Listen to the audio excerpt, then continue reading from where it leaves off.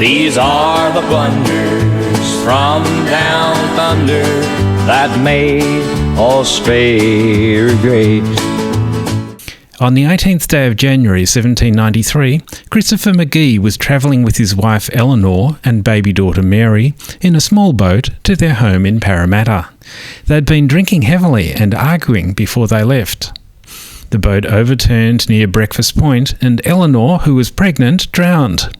Christopher managed to grab the baby Mary and drag her ashore, but she had also drowned. Welcome to this episode of Blunders Down Under, laughable lessons from the past, in which we talk about dumb decisions from the past which have helped make Australia great.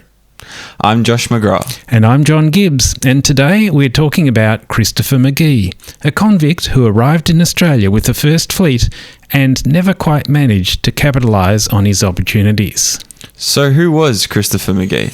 Christopher Magee's birth date is shown in official records as 1 January 1763. He was an unwanted child, left to fend for himself on the streets of London, and by the age of 10 he'd been arrested and convicted of petty larceny. He was sentenced to transportation to America for the term of 7 years. Well, what happened to him in America? We don't have specific information about Christopher's time in America. He would have been fitted with an iron collar around his neck and chained to 5 other prisoners below deck on a ship for the 8-week voyage to America. On arrival, he would have been sold to the highest bidder as a farm labourer, probably working on a tobacco plantation in Chesapeake. Convicts were much cheaper than African slaves because they were poorer workers. What happened to him after the end of his sentence? Christopher somehow returned to London about 8 years later. Although he'd by now acquired some farming skills, he didn't manage to make use of them in England, and in 1784 he was arrested again. A large leather suitcase carrying clothes belonging to the Queen's Maid of Honour went missing from a cart as it travelled through the Fleet Market, and it was afterwards found under a table in the Artichoke Alehouse at Christopher's feet. What happened at his trial? Upon his arrest, Christopher gave his name as Charles Williams. He was tried at the Old Bailey and defended himself. John Hayes, a shopkeeper, testified that he saw the prisoner carrying the suitcase in a suspicious manner, and he followed him to the Artichoke Alehouse. John Waite, a cart driver, testified that the bag had been taken from his cart, and Mr. Hayes, the shopkeeper, had helped him find it at the Artichoke Alehouse. Christopher stated that a gentleman had asked him to carry the suitcase for him. The court found him guilty of theft and sentenced him to transportation for 7 years. How was his second sentence of transportation carried out? Christopher, under his assumed name Charles Williams, spent almost 3 years in prison hulks awaiting transportation to one of the British colonies. Finally, in May 1787, he was one of 208 male prisoners on board the Scarborough as it set sail for the new prison colony at Botany Bay as part of the First Fleet.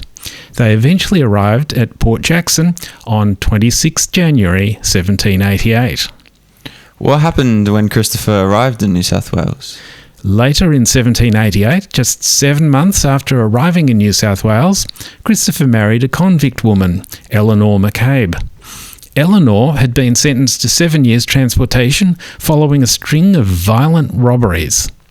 1 year later, they had a son, James Magee, but he died after only a few months. What kind of work did Christopher get up to in New South Wales? His farming experience in America helped Christopher to stand out amongst the other convicts, and the governor soon noticed his skill and diligence. He was granted 30 acres of land near Paramatta. By the end of 1791, he had 8 acres under cultivation, including 5.5 acres of corn, 1 acre of wheat, and 1.5 acres of tobacco. He was working hard and, for a brief period of time, doing well. What was Christopher's relationship like with his wife? Christopher and Eleanor did not enjoy a happy marriage. Both had been damaged by their previous life experiences, and they were constantly quarrelling. Their shared love of alcohol and drunkenness was not enough to bind them together, and their lax approach to honesty in dealings with others led to them being described as wretched and rascally. They were considered outstanding in the immorality of their conduct, even amongst the convicts. What happened on that fateful day in 1793? On Friday, the 18th of January 1793, Christopher and Eleanor were binge drinking in Sydney with a fellow convict named Mary Green. As they climbed into a boat to return home, they were fighting loudly with each other. The boat was about halfway to Paramatta when the boat rocked unexpectedly. Mary Green lunged to save a bag of rice belonging to her, and the boat overturned. Both Eleanor and Mary Green were drowned. Christopher managed to struggle to shore with his baby daughter, but the baby also drowned. What happened to Eleanor's body? Eleanor's body was found a few days later. Christopher chose to bury her and their daughter Mary just a couple of metres from the front door of their house. Shortly afterwards, he was seen sitting at the door of the house with a bottle of rum, alternately drinking a glass and pouring the next on Eleanor's grave. Before each glass, he declared how well she had loved rum during her life. And what became of Christopher's farm? By the end of that same year, Christopher had grown weary of managing his own farm. He sold the farm for £100 and sought employment as a labourer until he could get back to England.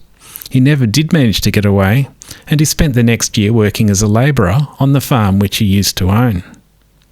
What happened to Christopher after that? After burning through the money that he'd received on the sale of his farm, Christopher and a friend received permission to start up a new farm beside the Hawkesbury River. The new farm was successful for a while, but in 1800 Christopher again sold the farm and afterwards spent the rest of his life working as a farm labourer. He died in 1815 at the age of 52. Well, what's the moral of this story? In life, you can choose the straight and narrow path, or you can choose the crooked path. If you choose the crooked path, your life will probably end up being a disappointment.